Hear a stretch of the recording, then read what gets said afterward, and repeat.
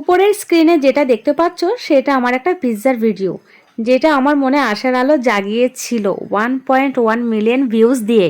কিন্তু সেই আলোটা বেশি দিন জ্বলতে পারেনি, মানে এখন একটা দুটো ভিউজ হয়। যাই হোক, আশা ছাড়িনি, তাই ভিডিও করে যাচ্ছি আর পিৎজাও খেয়ে যাচ্ছি।